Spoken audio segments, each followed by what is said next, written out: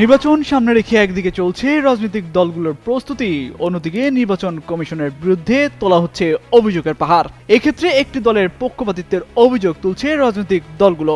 এমন পরিস্থিতিতে এবার ইসির বিরুদ্ধে পক্ষপাতিত্বের অভিযোগ তুলেছে জাতীয় নাগরিক পার্টিও। একই সাথে অন্যায্য ও নিয়ম বহির্ভূত সুবিধা দিচ্ছে বলে অভিযোগ তুলে নির্বাচন থেকে সরে দাঁড়ানোর হুমকিও দিয়েছে দলটি। রোববার রাতে এক সংবাদ সম্মেলনে দলটির মুখপাত্র ও কেন্দ্রীয় নির্বাচন পরিচালনা কমিটির চেয়ারম্যান আসিফ মাহমুদ সজীব ভুঁইয়া বলেন, সংশয়টা আরও স্পষ্ট হয়েছে।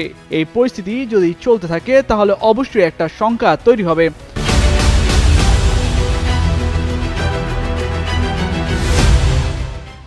এনসিপি ও আরও যারা স্টেক হোল্ডার আছে, আমরা নির্বাচনে অংশ নিব কিনা সেটা পুনর্বিবেচনার পরিস্থিতি আসতে পারে। যথাযথ প্রক্রিয়ার মধ্য দিয়ে একটি নিরপেক্ষ নির্বাচনে অংশগ্রহণ করতে চান বলেও জানান তিনি। সবার সঙ্গে আলোচনার পর এই বিষয়ে সিদ্ধান্ত নেওয়া হবে বলে জানান আসিফ। বলেন, এই পরিস্থিতিতে রাজনৈতিক পর্ষদের সঙ্গে বসবেন তারা। সোমবার অন্তর্বর্তী সরকারের প্রধান অধ্যাপক মোহাম্মদ ইউনূসের সঙ্গেও দেখা করার কথা রয়েছে তাদের।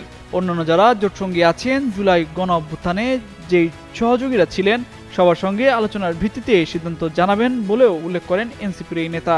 বিএনপি ও নির্বাচন কমিশনের বিরুদ্ধে অভিযোগ জানিয়ে আসিফ বলেন, আপিল শুনানির শেষ দিনে তারা বাইরে মব তৈরি করে রেখেছে, এক্সটার্নাল প্রেশার তৈরি করে রেখেছে। রায় ঘোষণার আগ মুহূর্তে নির্বাচন কমিশন 15 মিনিটের বিরতির কথা বলে 1.5 ঘন্টার সময় নিয়ে বিএনপির প্রতিনিধি দলের সঙ্গে বৈঠক করেছে বলেও অভিযোগ তুলেন তিনি।